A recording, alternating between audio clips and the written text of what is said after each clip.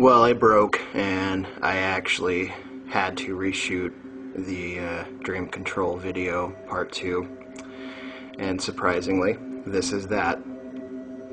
The picture we're looking at is the quarrel between Titania and Oberon, and Puck is the manipulator behind this. It is a key component in the dream ceremony that I went through, the Dreamwalker initiation, that we had to create a European-style story to go along with it, because me and this friend of mine who got put through it are not Chiricahua, and it fit amazingly well. So I'm not going to go into details of why the other video just wouldn't load. Well, maybe I'll go into some detail. There was an issue, and it kept popping up in the video, and there was a face that kept popping up that I wasn't seeing, but when it was pointed out, it was very obvious, and a lot of exorcism and cleansing of our area had to be done, and there's a definite feel that something has been removed, and it's something that'll just happen, you know. An entity somewhere will just sort of pop in and get involved in something, and because of the subject matter, I can see where they wouldn't want you to have this type of information, because getting control of your dreams is the first step to really, truly setting yourself free. Because the world really is a manifestation of what your dream time and your astral world create. So what's in the astral world for you is what's going to create upon itself here on the physical plane. If you look at the old magicians and the real magus, the earth was their altar, was my altar, is your altar. What you want manifests upon the physical world, but you have to do the work of a magician. You have to know what the powers of air are, the powers of fire, the powers of water, and what earth does, what earth can do. Without it, you're just playing dress up and speaking some funny sounding words, and it's all a bizarre reality that borderlines on a delusion. Unless you're actually manifesting, then you're doing nothing. So your dream time is the great backdrop, which all things are put together and then formulated into reality.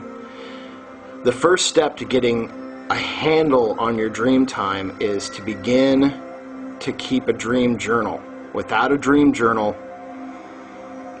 nothing's going to make sense, because you need to be able to track your dreams. You need to be able to say, you know, a year ago, this is what I was dreaming about. A year ago, this was a major theme that kept popping up in all my dreams. And even though you may not be able to see it, you know, for a month, 2 months, 3 months, if you have, you know, 6, 7 months of dreams to look at, then you can begin to see a pattern. You have to write down your dreams. Don't make shit up. Just write them down as they happen. Also, write things as they are happening, not as if it was past tense. So, if you were in a building with an old woman, write, I am in a building with an old woman. She is sitting at a chair, and she is holding a goldfish in her hand. Don't write, I was in a building. There was an old woman. She had a goldfish in her hand. Don't write past tense. Write as it is happening. This will help your recall. Also, like I said, don't fill in gaps. You tend to make things up, and you can tend to corrupt what the dream means. Also, don't turn to dream books. They're generally worthless, and they have a manipulated psychological symbolism that is purposely tainted to make you sound crazy so they can put you on drugs. Second, don't share your dreams with a ton of people. The majority of people are not qualified to tell you what your dreams mean. And the last thing you need is a bunch of worthless information from people with less than, developed dream skills themselves telling you what things mean. You just don't need it. Don't deal with it. Second is to realize when you are dreaming in a dream. This is the lucid dream. This is when dreams become more than just a dream. This is when you begin to actively engage in your dreams and you begin to interact with things and with entities and with fragments of your psyche as well as societal psyche. And you can begin to change what you don't like, or you can begin to become something more, which you are a vast more potential than you realize. You just have to become that potential. So you need to begin to find ways to realize that you're dreaming. Now, one of the best ways is to find your hands in a dream. Now, throughout your waking day, as you're going about whatever you're doing, the one thing you're going to see is your hands. So every time that you see them, make a mental note to go, am I dreaming? And then, you won't do it every time, but as you remember to do it, am I dreaming? You don't have to sit there and be profound about it, but just notice it, and then your subconscious will begin over time to create a habit of, when you see your hands, it will ask yourself, am I dreaming? What this will do is when you are in the dream, your subconscious mind will make the connection. Am I dreaming? I just saw my hands. I am dreaming. Then the kickover will happen. Once you realize that you're dreaming, you need to remain calm. You have to accept that you're dreaming and not get overly excited, because your emotions are now very powerful because you have stepped into the astral realm. A lucid dream is like walking along the shore. Your feet are in the ocean's water. So if the sand is the dream, the ocean is the astral world. The lucid dream is walking barefoot in the tide. Once you become lucid, you have the ability to go back into your less than participatory dream state, or you can venture out further into the astral oceans and become very engaged in your dreams.